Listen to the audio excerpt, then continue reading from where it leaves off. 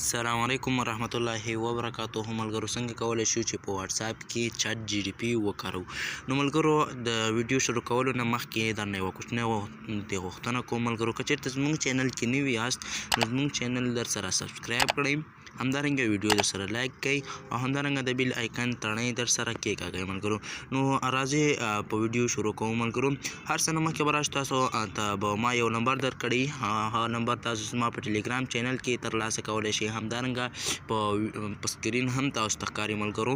نو را به شئ دغه خپل واتس اپ به راخلاص کړئ، هماغه هغه به راواخلئ نمبر او خپل واتس اپ به راخلاص کړئ ملګرو. چې کله مو واتس اپ راخلاص کړ را به شئ په دغه لاندې میسیج آیکن باندې به کلیک کړئ، دلته به راشئ په دغه نیو کانټاکټ باندې ورته کلیک کړئ ملګرو. چې کله مو نیو کانټاکټ باندې ورته کلیک کړئ ملګرو، دلته به راشئ ملګرو، دلته به اول یونایټډ کینګډم دغه کوم یو خپل نمبر چې دی کوډ چې دی هغه به ورته راواخلئ ملګرو، یعنی د امریکا نمبر کوډ به راواخلئ. دلته ګورئ ملګرو د امریکا کوډ چې کوم دی هغه یو دی. نو را به شئ دلته به هماغه نمبر چې کوم ما درکړی و هغه به ورته پیسټ کړئ.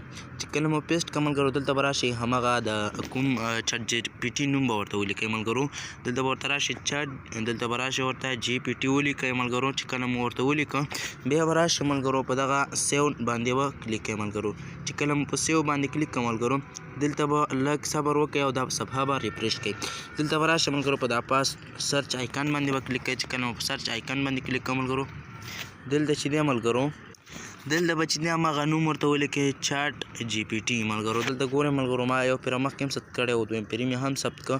اوس راځم همدغه چټ جی پی ټي خپله وهم چې کوم یو دی دغه مې چې کله ووهم ملګرو، دلته مثلا زه ورته لیکم که نه چې السلام علیکم. هلته ګورئ ملګرو ما ورته سلام ولیږه. اوس دلته ګورئ چې چټ جی پی ټي له خوا نه موږ ته ځواب راځي ملګرو. دغلته ګورئ ملګرو اوس موږ ته د چټ جی پی ټي له خوا ځواب راځي، وایي وعلیکم السلام ورحمت الله وبرکاتہ، څنګه کولی شو چې تاسو سره مرسته وکړو؟ مثلا زه ورته لیکم که نه چې ما ته د واتس اپ په اړه معلومات راکړه، که نه واتس اپ معلومات راکړه.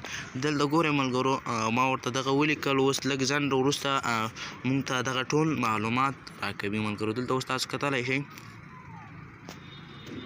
لږ صبر ورته وکړئ ملګرو. دلته میسیج راسینډ کوي، ګورئ ملګرو دلته میسیج یو دانه خو راسینډ کړه، وایي واتس اپ یو مشهوره پیغام رسونې دی. همدغسې ملګرو دوهم پیغام یې راولیږه چې څومره معلومات ورسره وي ملګرو ټول درته په یوه میسیج کې یعنې رالیږي ملګرو. دلته ګورئ موږ ته معلومات را شروع کړي دي.